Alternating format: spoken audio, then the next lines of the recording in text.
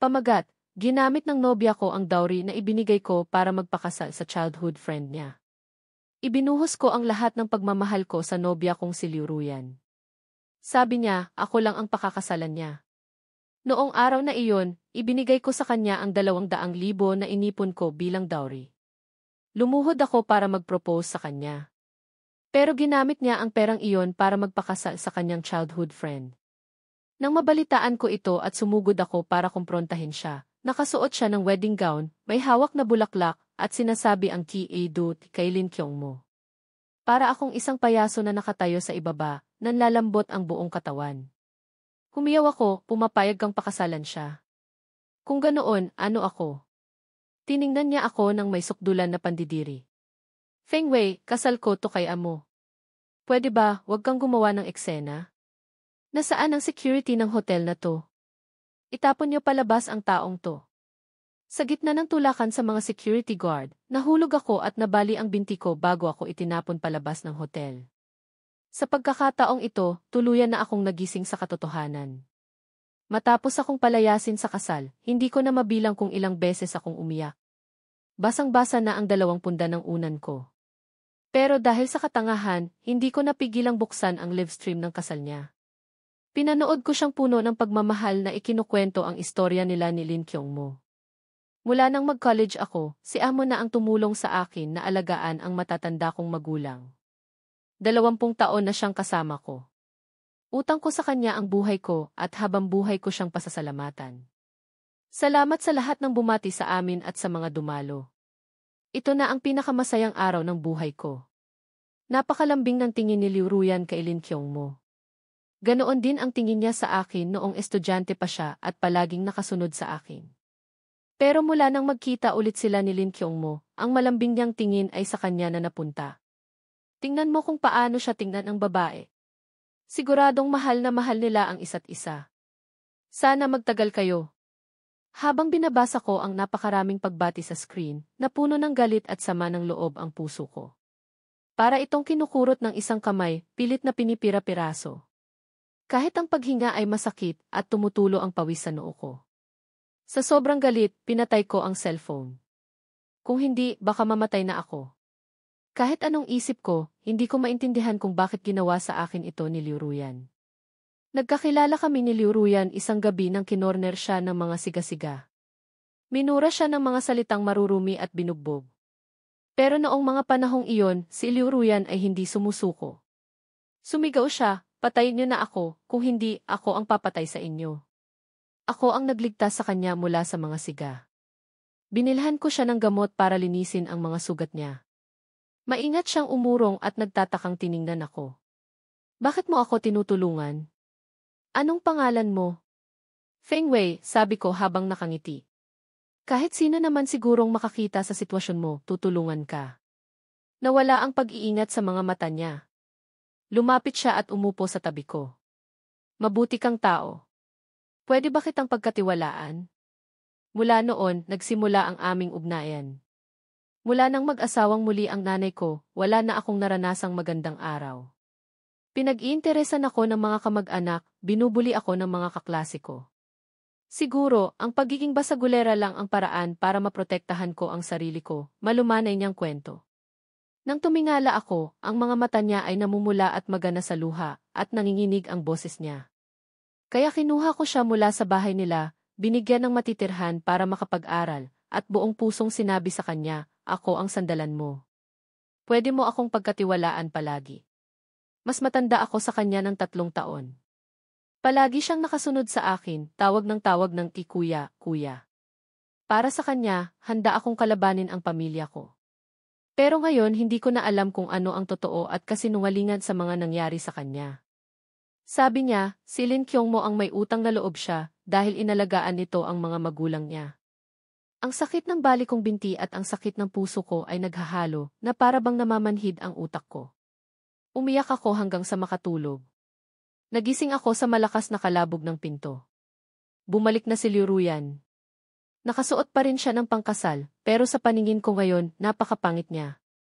Lumapit siya sa akin, inilapag ang wedding candy sa mesa, at pagkatapos ay pinisil ang binti kong may injury. Napahiyaw ako sa sakit, pero ngumiti lang siya. Feng Wei, masakit ba? Nagpakasal lang naman ako kay amo, parang katapusan mo na. Isang malaking lalaki, napakakitid naman ng utak mo. Hinding-hindi ko makakalimutan kung gaano ako kaawa-awa sa kasal nila. Ang tingin ng lahat sa akin ay parang dumi na hindi na mapapakinabangan. May isang bata pang ang tumawa ng malakas, Mama, yung uncle mukhang aso. Anak, dapat may pangarap ka. Huwag kang tumulad sa uncle na iyan, ha? Hindi na nga siya mahal, ang kapal pa ng mukha na manggulo. Akala niya siguro bida siya sa teleserye. Kung hindi ko siya mahal, bakit ko ipapahiya ang sarili ko sa harap ng daan-daang tao sa isang napakahalagang kasal? Ngayon, habang tinitingnan ko ang nakangiting mukha ni Liu Ruyan, nararamdaman ko kung gaano siya kawalang puso. Para bang kinain ng aso ang puso niya. Kumunot ang noo ko at muling namuo ang luha sa aking mga mata. Liu Ruyan, salita ba ng tao yan? Fans kita, tapos nagpakasal ka sa iba ng walang pasabi. Wala ba akong karapatang magtanong kung may puso ka pa ba? Dahan-dahang nawala ang ngiti sa labi ni Liu Ruyan. Feng Wei, bumalik naman ako, di ba? Hindi naman ako tuluyang sumama sa kanya. Tinupad ko lang ang pangarap namin ni Amo noong bata pa kami. Ano bang iniiyak-iyak mo? Ang perang ginamit niya para tuparin ang pangarap nila ni Lin Qiongmo ay galing sa bawat sentimong pinag-ipunan ko. Para hindi siya mapahiya sa graduation niya sa master's degree, ilang buwan akong palihim na kumuha ng 2 trabaho. Tuwing weekend, nagde-deliver pa ako ng pagkain. Gusto ko lang siyang bilhan ng diamanteng matagal na niyang tinitingnan dahil ang kurso niya ay tungkol sa pag-ukit ng diamante. Inasam-asam ko ang araw na makikita siyang suot ang alahas na binili ko para sa graduation picture niya. Dahil dito, madalas ay 3 o 4 na oras lang ang tulog ko, nagtatrabaho ng husto, at kumakain ng instant noodles kapag nagugutom. Ang makita lang ang ngiti sa mukha niya ang pinakamalaking kaligayahan ko. Nang masira ang sapatos ko at nagsimulang sumakit ang paa ko, hindi pa rin ako bumili ng bago. Nilagyan ko lang ng tissue para hindi magasgasan. Lahat para makaipon at mabili ang gusto niyang limited edition na bag.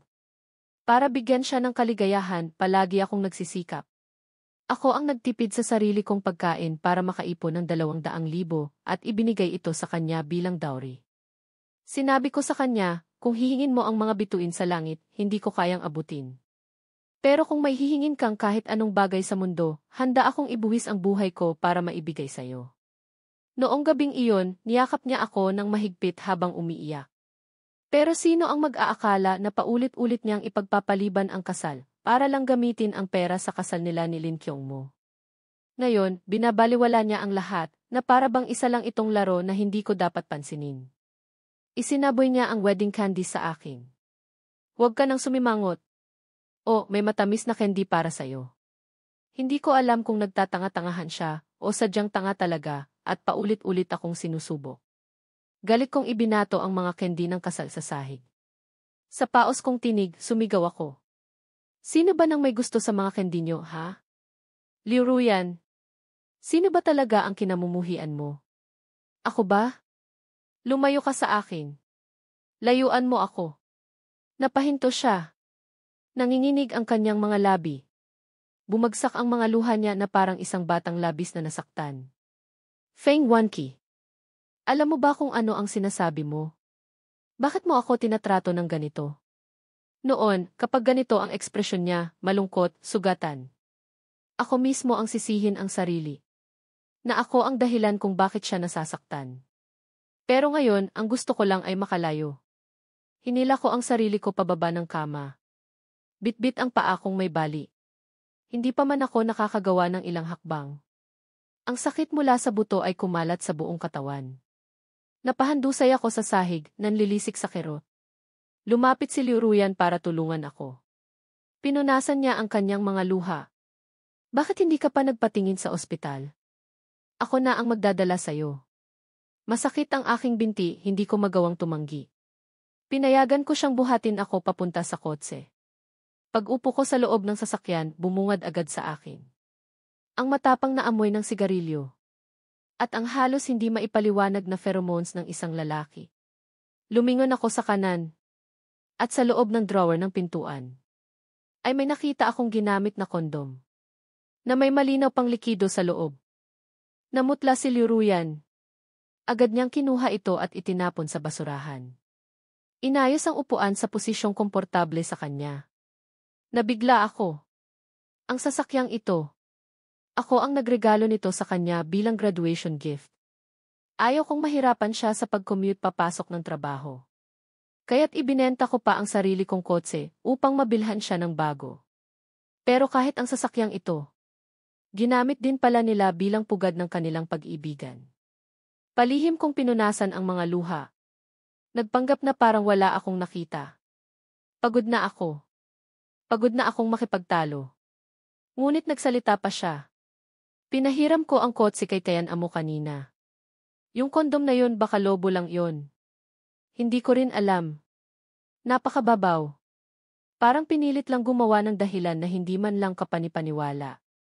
Napatawa ako. Isang mapait na tawa. Kahit natatakpan ang mga mata ko ng palad. Tumutulo pa rin ang mga luha, basa na ang aking palad. Sa drawer, may mga hindi pa nagagamit na kondom. Wala akong pinaniniwalaan sa mga sinasabi ni Liu Ruyan. Tumunog ang cellphone ni Liu Ruyan. Napalingon ako sa screen. Ang nakasave na contact ay asawa. At ang larawan sa background ay ang litrato nila ni Lin Kyong Mo suot ang mga kasuotang pangkasal. Mabilis kong inalis ang aking tingin. Mabilis din siyang sumagot ng tawag. Xiaoyan, nasaan ka na? Ngayon ang kasal natin, kailangan nating tapusin lahat ng ritual.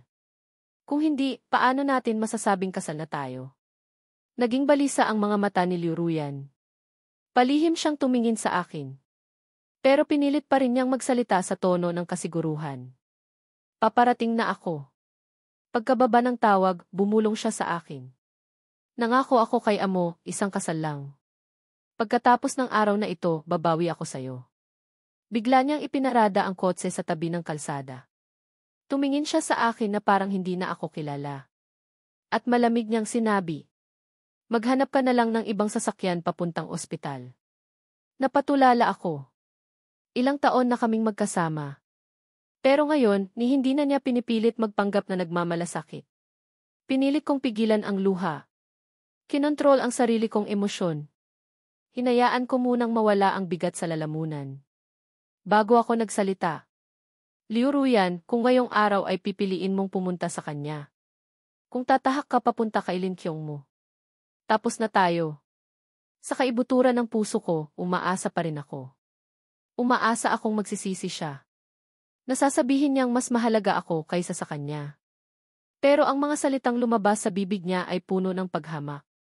Feng Wanqi, hindi ako naniniwala na ganito kahina ang relasyon natin. Dahil lang dito, tatapusin mo ang 10 taon natin. Hindi mo magagawa yan.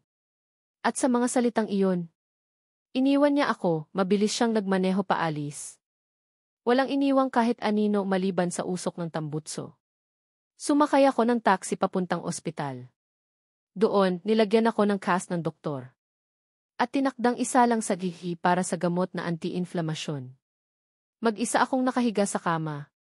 Tinitingnan ang mga patak ng dextrose na tila walang katapusan. Tumunog ng sunod-sunod ang cellphone ko. Pagbukas ko, si Lin Kyong Mo pala ang gumawa ng group chat. Nagpadala siya ng maraming larawan ng kasal. Salamat sa lahat ng mga kapatid na dumalo sa kasal namin. Sobrang saya namin na nandoon kayo. Kahit tapos na ang kasal. Meron pa kaming final event ni Xiaoyan. Kaya kailangan naming magpahinga muna. Hindi muna kami makikipag-chat. Pasensya na po. Good night and thank you again ni. May mga nagkomento. Uy, pahinga ba talaga yan o ibang pahinga? Dalang-dala na ang asawa, baka may 300 rounds ngayong gabi. Ibig sabihin hindi pa siya umuuwi. Kasama niya si Lin Kyong Mo. Ang final event ng kasal ibig sabihin ba honeymoon na agad? Nais kong isumpa ang sarili ko. Pinalo ko ang malusog kong binti ng malakas. Ang lahat ng masasakit na salitang sinabi ko kay Liu Ruyan noon. Parang wala nang halaga. Dahil ngayon gusto ko pa ring tanungin siya. Gusto ko pa ring magmakaawa sa pansin niya. Kagatlabi kong dinyal ang kanyang numero. Habang naghihintay, ang tibok ng puso ko ay parang wala sa ritmo. Gulong-gulo. Pero ang sagot ng makina, ang number na tinatawagan ninyo ay naka-off, pakisubukang muli sa ibang pagkakataon. Ayokong maniwala. Agad akong nag-load ng pera sa phone niya at tinawagan siya muli. Ngunit ngayon, wala na ni isang beep. Ang sabi ng makina, ang number na tinatawagan ninyo ay kasalukuyang naka-off. At doon, sa isang iglap, parang tumigil ang puso ko. Bumagsak lahat. Napakagat ako ng labi hanggang sa malasahan ko ang dugo. Liu Ruyan, lahat ng sakit na ibinigay mo. Hinding-hindi ko makakalimutan. Dinial ko ang numero ng tatay ko. Hindi pa man tumatagal ang tono sa kabilang linya. Agad niyang sinagot. Ang boses niya, tulad ng dati. May otoridad at malamig. Isang maikling gidesan. Sapat na para sabihing, magsalita ka. Tay, handa na po akong ibigay sa inyo ang mga shares ng kumpanya na hawak ko. Pero pwede po ba? Hayaan niyong ako ang humawak ng mga operation sa abroad. Simula nang itayo ko ang sarili kong negosyo. Si tatay ay palaging nagnanais tumulong. Lagi siyang nagbibigay ng koneksyon ng kapital. Ngunit tinanggihan ko lahat. Dahil ayokong tanggapin muli ang tulong ng pamilyang Feng. Naalala ko pa noong araw. Na sinampal niya ako hanggang dumugo ang gilid ng labi ko. Kung pipilitin mong makisama sa babaeng yon, itakwil mo na ang apelyido mong Feng. Ngunit ako'y nagpumilit. Pasensya na pinili ko si Liu Ruyan. Ngayon, ang pagmamahal na iyon ay wasak na. Ang taong pinili ko ay nagtaksil. Wala na akong ibang magagawa. Kundi alay ang kumpanyang itinayo ko bilang alay. Upang makabalik sa tahanan na minsan kong tinalikuran. Sa kabilang linya, narinig ko ang buntong hininga ni tatay. Dapat noon mo pa yan ginawa. Makinig ka, sa susunod. Piliin mong mabuti ang sinasamahan mo. Kung mangyari pa to ulit, hindi mo na makukuha ang pangalawang pagkakataon. Plano kong magpahinga ng 1 buwan. Ayusin ang proseso ng paglipat ng shares. At pagkatapos ay formal na bumalik sa pamilyang Feng. Ang pagtanggap ni tatay ay tila unan sa likod ng ulo ko. Sa unang pagkakataon matapos ang lahat, nakakatulog na akong may kapayapaan. Madaling araw. Ginising ako ng mga yapak ng doktor sa labas ng silid. Ang unan ko, basa ng luha. Sa panaginip ko, muli akong pinagtaksilan ni Liu Ruyan. Bumangon ako at naglakad patungo sa banyo. Habang naglalakad sa hallway, nakarinig ako ng mga tsismisan ng mga nurse na nakaduty. Yung babaeng bagong admit lang. Sabi dahil daw sa sobrang wild na pagtatalik. Nagkaroon siya ng vaginal tear. Ngayon lang ako naka-encounter ng ganun. Puro dugo raw nung dinala. Halos mawala ng malay si ate sa sakit. Sayang naman. Hindi naman sila maghihiwalay, ba't kailangan ganun ka-agresibo? Sa panahon ngayon, lahat na lang talaga nangyayari. Napailing ako. Nais ko nang bumalik sa kwarto. Pero isang tinig ng lalaki ang pumigil sa akin. Pasensya na. Ang pasyente pong si Liu Ruyan, gusto kong bayaran ang lahat ng bills niya. Sir, bukas na lang po. Sarado na ang cashier. Tahimik na tumango ang lalaki. Liu Ruyan. Halos hindi ako makapaniwala. Nanigas ako sa kinatatayuan. Hawak ang dingding para hindi matumba. Pero nanlambot pa rin ang tuhod ko. Bagsak ako sa sahig. Pagkagising ko, nasa emergency room na ako. Narescue raw ako ng nurse na naka-duty. Ang doktor lumapit at seryosong nagsabi. Yung fracture mo, maliit na bagay lang yan. Ang mas delikado ay ang puso mo. Ang stress, ang galit, ang lungkot. Ingatan mo ang emosyon mo. Tumango ako. Tahimik. Nagpasalamat sa kanya mula sa kaibuturan ng puso. At doon ko napagtanto. Ang pag-ibig na hindi tapat.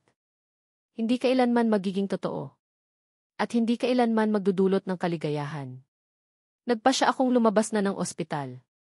Habang inaasikaso ko ang mga papeles, nakasalubong ko si Lin Kyongmo.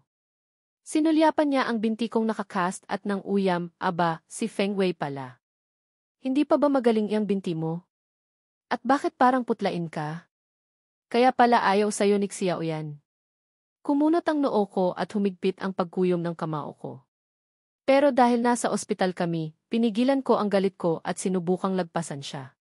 Ngunit tinawag niya ako sa malamig na boses, alam mo ba, na ospital si Xiao yan dahil masyado kaming naglaro ng matindi. Sabi mo mahal mo siya, pero bakit parang wala kang pakialam sa kanya ngayon? Hindi ko na napigilan ang sarili ko sa pambubuyo niya. Ibinato ko ang saklay ko at sinuntok ko siya. Gago ka. Natumba siya sa sahig, namumula ang mga mata at handa ng sumugod pabalik. Feng Wei, ano ba nang ginagawa mo? Galit na lumapit si Liu Ruyan at tinulungang tumayo si Lin Qiongmo. Nag-aapoy sa galit ang tingin niya sa akin. Ngunit biglang nagbago ang ugali ni Lin Qiongmo. Umupo siya sa likod ni Liu Ruyan at nagkunwaring kaawa-awa. Xiao yan, baka galit siya sa akin. Aalis na lang ako. Wag na kayong mag-away ng dahil sa akin. Puno ng awa ang tingin ni Liu Ruyan sa kanya. Feng Wei, wala ka na talagang katinuan. Humingi ka ng tawad kay amo. Habang tinitingnan ko ang mukha niyang pademonyo ng pademonyo, napabuntong hininga ako. Paano kung ayaw ko? Pak! Isang malutong na sampal ang dumapo sa pisngi ko. Kumalat ang pakiramdam na parang napapaso. Feng Wei, sasabihin ko ulit, humingi ka ng tawad kay amo. Hindi ko maintindihan. Paano nagkaroon ng ganito kasuklam na tao sa mundo? Siya ang may kasalanan, pero buong kapal ng mukha niyang inuutusan akong humingi ng tawad sa kalaguyo niya. Bigla, nakaramdam ako ng kaluwagan. Natawa ako ng malakas. Liu Ruyan, sa anong kapasidad mo ako inuutusang humingi ng tawad sa kanya? Anong karapatan mo? At bakit mo iniisip na susundin kita? Ang mapagmataas na mukha ni Liu Ruyan ay hindi natinag. Malamig lang siyang nagbanta, Feng Wei, kung hindi ka hihingi ng tawad kay Lin Qiongmo, tapos na tayo. Sa wakas, hindi ko na napigilan at humalakhak ako. Ngunit kahit sa sarili kong pandinig, ang tawa ko'y parang tunog ng isang taong nawawalan na ng pag-asa. Kung ganoon, mabuti. Maghiwalay na tayo. Ayoko nang manatili pa sa lugar na ito, nakasama ang dalawang kasuklam-suklam na taong ito. Nahihirapan akong yumuko para kunin ang saklay ko, handa nang umalis. Lahat ng ginawa ko para kay Liu Ruyan, parang ipinakain ko lang sa aso. Pero hinabol ako ni Liu Ruyan at hinawakan. Ngayon, siya naman ang mukhang galit. Feng Wei, hindi ka pa ba tapos sa kaguluhan mo? Mula pa kahapon, kami na ni Amo ang pinag-iinitan mo. Kung galit ka, ilabas mo ng maayos. Huwag kang gumamit ng mga ganitong maruming paraan. Ang mga salita ni Liu Ruyan ay baluktot at nakakagalit. Ang apoy sa puso ko ay sumiklab ng husto. Itinulak ko ang braso niya, pero dahil sa sobrang lakas, natumba siya sa sahig. Doon na hindi nakapagtimpi si Lin Qiongmo. Sinugod niya ako, kinuwelyuhan at pinagbantaan. Feng Wei, gawin mo na ang lahat sa akin, pero wag mong sasaktan si Xiao yan. Kundi, papatayin kita. Sa puntong iyon, dumarami na ang mga taong nakikiusyoso. Narinig ko ang bulungan mula sa mga tao. Bakit nananakit ng babae yung lalaki? Lalaki ba yan? Anong nangyayari? May mga doktor na lumapit para paalisin ang mga tao, pero hindi sila nagtagumpay. Nilunok ko ang sama ng loob sa lalamunan ko at buong pasensyang sinabi kay Liu Ruyan, dahil pareho kayong naniniwalang wala kayong kasalanan, pag-usapan natin to sa harap ng lahat. Fiance kita, pero nagpakasal ka sa lalaking to.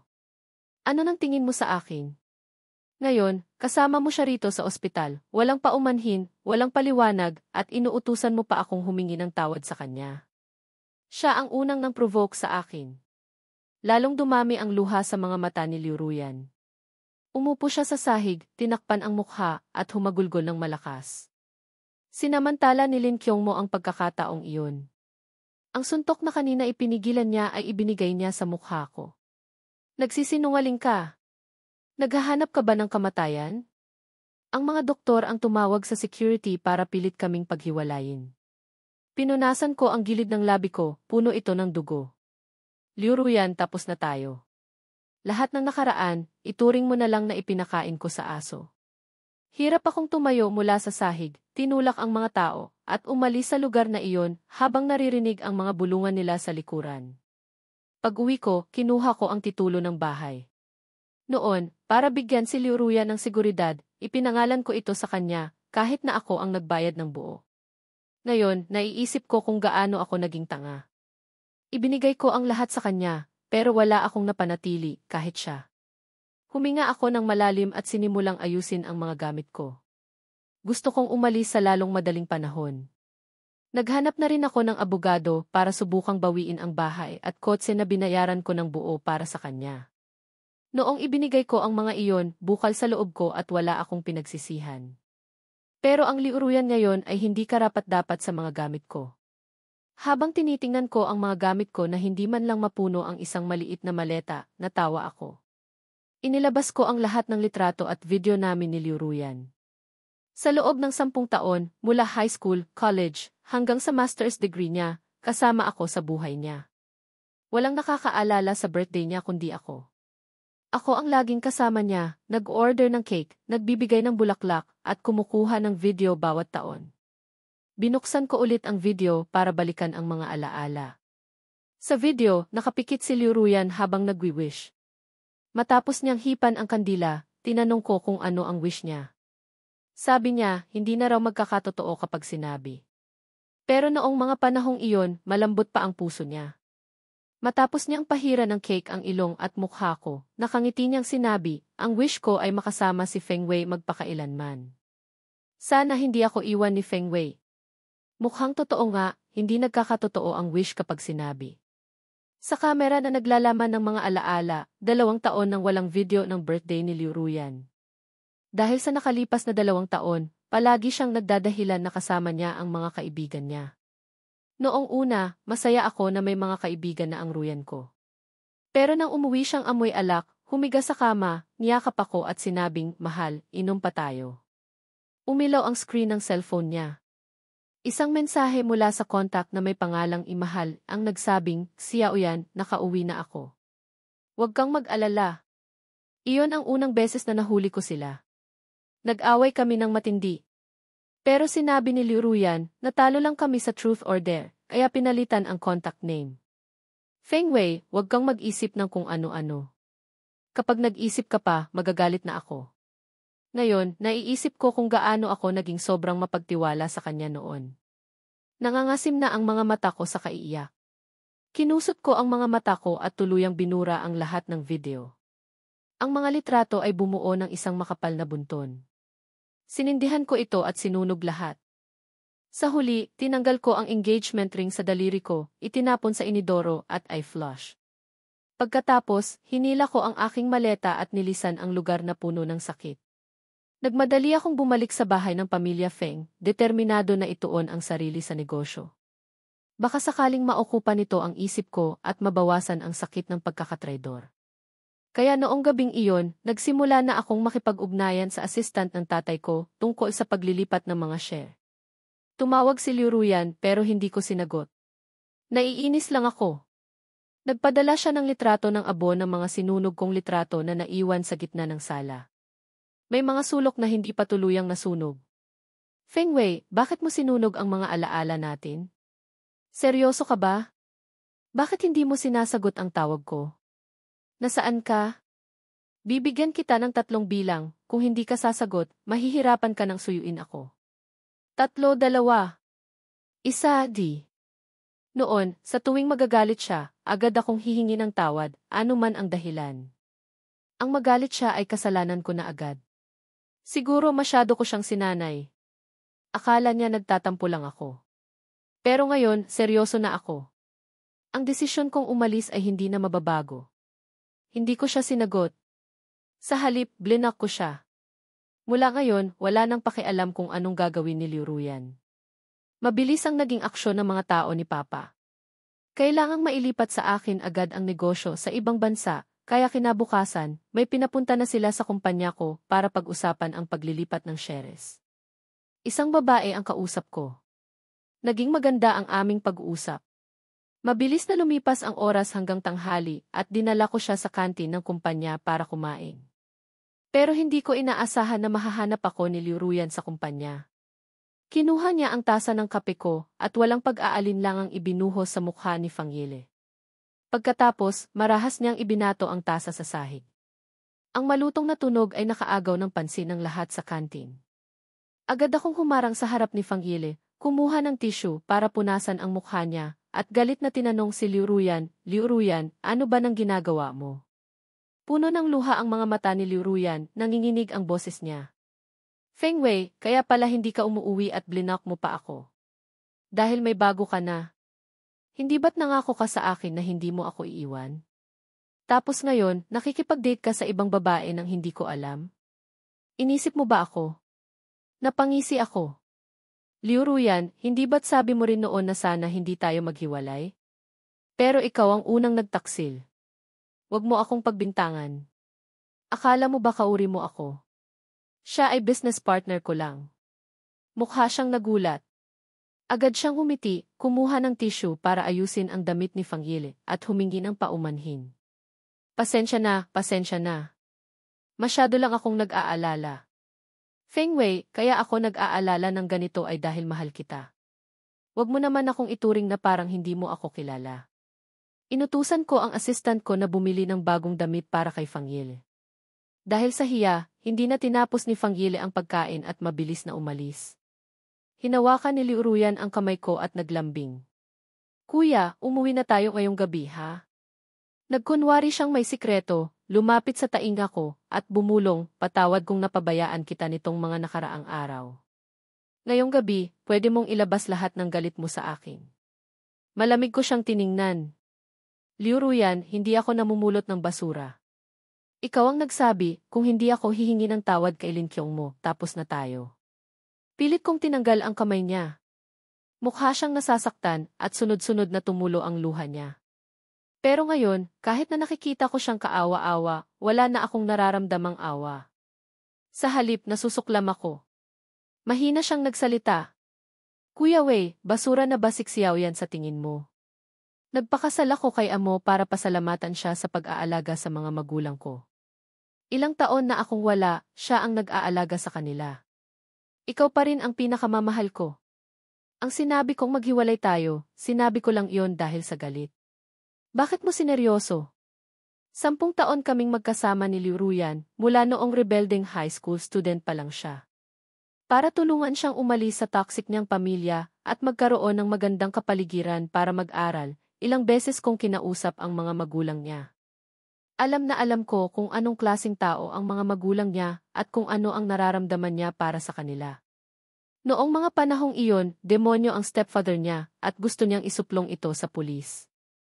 Alam ng nanay niya ang lahat, pero pinigilan niya si Liu Ruyan na gumawa ng gulo para sa kinabukasan niya. Galit na galit siya sa kanila. Pero ngayon, ginagamit niya ang pagiging mapagmahal na anak bilang dahilan para suklian si Lin Qiong mo. Nakakatawa. Ito ay mga dahilan lang na inimbento niya para sa panloloko niya. Ako ang nagkamali at saka, may recovery period ka pa sa operasyon mo. Sabi mo, pwede kong gawin ang lahat. Natatakot ako na baka bumuka ulit ang sugat mo. Hindi ako katulad ni Lin Qiong mo na dadalhin ka sa ospital sa kalagitnaan ng gabi. Nakakahiya. Matapos kong mang-asar, gumaan ang pakiramdam ko. Tumalikod ako para umalis. Pero sa likuran ko, sa sobrang galit, hinagis niya lahat ng plato at kubyerto sa sahig. Nagpapadyak siya sa galit at sumigaw, Feng Wei. Dahil umasenso ka na, gusto mo nang magpalit ng girlfriend, no? Hindi mo kailangang isisi sa akin ang lahat ng kasalanan mo. Tumango ako at sumagot, tama ang hula mo.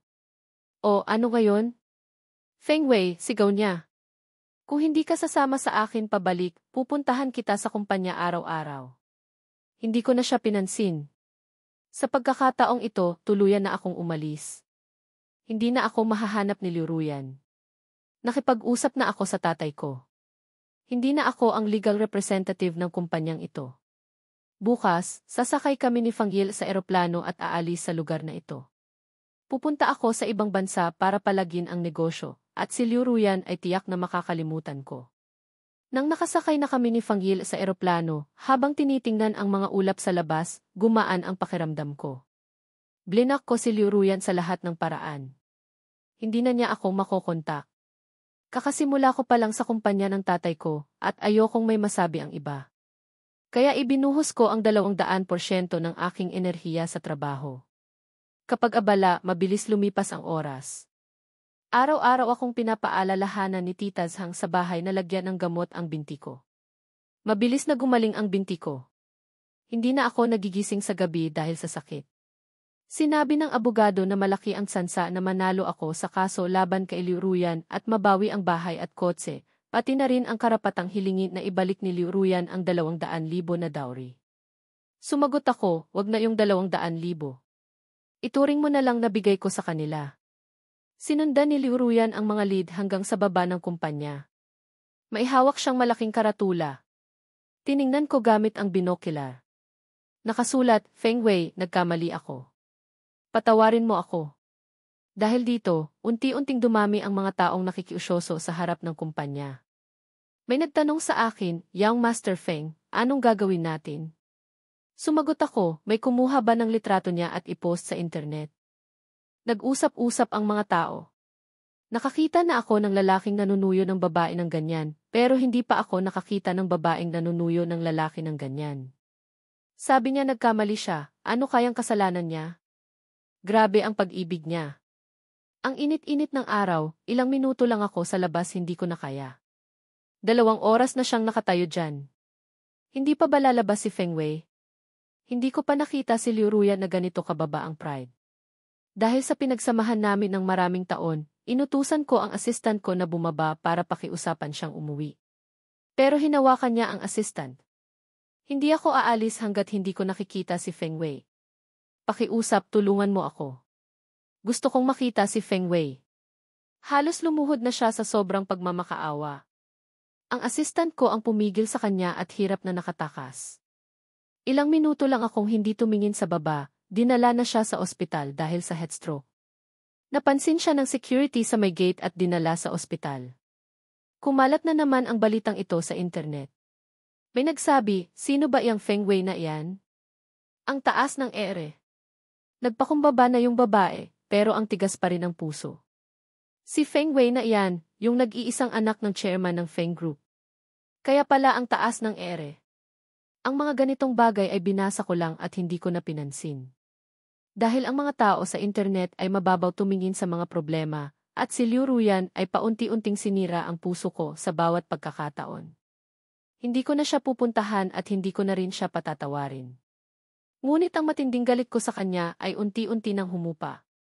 Hindi na rin ako nasasaktan at hirap huminga dahil sa kanyang pagtataksil. Alam kong kaya ko nang mabuhay nang wala siya. Nang malapit nang matapos ang trabaho, hinarang ako ng security guard sa pinto. Young Master Feng, sabi ng babae, gusto kanyang makita. Pinabibigay niya ito sa'yo.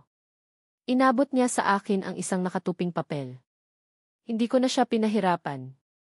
Matapos magpasalamat, umupo ako sa kotse at binuksan ang papel. Kuya Wei, naghiwalay na kami ni Lin Kyong mo. Huwag mo namang iwan ang Xiaoyan mo, pwede ba? Sayang at walang gamot sa pagsisisi sa mundo. Kung titingnan ang ugali ni Liu Ruyan noon kay Lin Kyong mo, kahit na isubo ko pa sa kanya ang gamot sa pagsisisi, hindi niya ito lulunukin. Pinunit ko ang papel at itinapon sa basurahan. Pag-uwi ko, masigasig kong pinag-aralan ang kontrata mula sa kumpanya sa ibang bansa. Bukas, aalis na ako para sa isang business trip. Naging matagumpay ang negosasyon. Inayos ng business partner namin ang isang 7 araw na bakasyon para sa akin at kay Fang Yile. Siyempre, tinanggap namin ito. Ang mga araw na iyon sa ibang bansa ay nagsilbing pahinga para sa akin, para iwanan ang lahat ng masasamang alaala. Ngunit hindi nagtagal, seryosong tumawag ang tatay ko. Feng Wei, umuwi ka kaagad dito. Kailangan mong tuluyang putulin ang ugnayan mo sa babaeng iyan at magpaliwanag sa publiko. Binuksan ko ang social media sa aming bansa at nakita kong trending na trending ang issue. Puno ng galit ang comment section. Nalaman kong matapos maghiwalay sina Lin Kyong mo at Liu Ruyan, sa akin niya ibinuhos ang galit niya. Nag-post siya ng isang artikulo na tila kaawa-awa. Ang post na ito ay hindi para sa pansarili kong interes, kundi para ipaglaban si Liu Ruyan. Noong 16 na taong gulang si Liu Ruyan, niloko siya ni Feng Wei para umalis sa bahay nila, dahilan para maputol ang ugnayan ng isang teenager sa kanyang mga magulang. Ngayon, iiwanan na niya si Liu Ruyan. Kawawa naman siya, nakahiga pa sa kama ng ospital. 10 taong relasyon ang bilis mong kalimutan. Inisip mo ba ang nararamdaman ng isang dalaga? Manloloko. Mahal ko si Xiao yan. Kahit hindi niya ako mahal, okay lang. Pero kailangan kong ipaglaban siya at ang kanyang mga magulang. Mayabang pa siyang nagdeklara, lahat ng sinabi ko ay totoo. Kung hindi, handa akong harapin ang batas. Sa comment section, pinaratangan ako bilang imanloloko ng menor de edad. Marami ang nagsabi, nasa ibang bansa na si Feng Wei, mukhang totoo ang balita. Tumakas na siya. Ang official website ng Feng Group ay inattack rin. Bumagsak ang stock sa maikling panahon at patuloy na nalugi ang kumpanya. Agad akong nagpaalam sa mga kasama ko, bumili ng pinakamaagang flight at lumipad pabalik kasama si Fang Yil. Ngunit pagbaba ko pa lang ng eroplano, dinala ako ng pulisya para sa investigasyon. Sinabihan ko si Fang Yil na huwag mag-alala, makakalabas din ako. Dahil wala silang ebidensya, napilitan silang pakawalan ako habang nagpapatuloy ang investigasyon. Bumili ako ng bulaklak at binisita si Liu Ruyan sa ospital. Ngunit bago pumasok sa kwarto, nag-isip ako at binuksan ang voice recorder. Tulala si Liu Ruyan habang nakatingin sa labas ng bintana. Nang marinig niya ako, nagsimula siyang magwala, umiiyak at sumisigaw. Sinabi ko na sa inyo, wag niyo akong pilitin. Wag niyo akong pilitin. Ayoko ring mawala si Feng Wei. Habang nagsasalita, sinimulan niyang sampalin ang sarili niya. Hinawakan ko ang kamay niya. Nang makita niya ang mukha ko, nanlaki ang mga mata niya at bumuhos ang luha. Niyakap niya ang bewang ko. Wei, sa wakas dumating ka na. Pwede pa ba tayong bumalik sa dati? Sumpa ko, kapag tinredor ulit kita, mamatay na si Liu Ruyan ng walang libingan. Mahigpit ang yakap niya sa bewang ko. Ginamit ko ang lahat ng lakas ko para alisin ang mga braso niya. Kalmado kong sinabi sa kanya, Liu Ruyan, hindi na tayo pwedeng bumalik sa dati. Kailangan nating mag-move on dati, mahal na mahal mo si Lin Qiong mo. Ang makasama siya ay hindi masamang pagpipilian. Umiling siya. Hindi totoo yan. Hindi ko siya mahal. Kuya Wei, ikaw lang ang mahal ko palagi. Niloko lang ako ni Lin Qiong mo. Niloko niya akong maglaro ng apoy at hindi ko napigilan ang sarili ko. Patawad, Kuya Wei. Ako ang nakasakit sa'yo. Nang makita ko siyang umiiyak ng ganito, halo-halo ang nararamdaman ko. 10 taon din kaming magkasama. Nakita ko siyang lumaki mula sa pagiging teenager. Ilang 10 taon ba ang mayroon sa buhay ng isang babae? Ang dahilan kung bakit ako nandito ay para humingi ng tulong sa iyo. Nakita mo ba ang mga chismis na pinakalat ni Lin Qiong mo sa internet? Sana tulungan mo akong linawin ang lahat. Pinunasan niya ang kanyang luha, may pag-asa sa kanyang mga mata. Kung tutulungan kitang linawin ang lahat, makikipagbalikan ka ba sa akin? Umiling ako. Ang mga mata ni Liu Ruyan ay napuno ng pagkadismaya. Mas gugustuhin mo pang makulong kaysa makipagbalikan sa akin.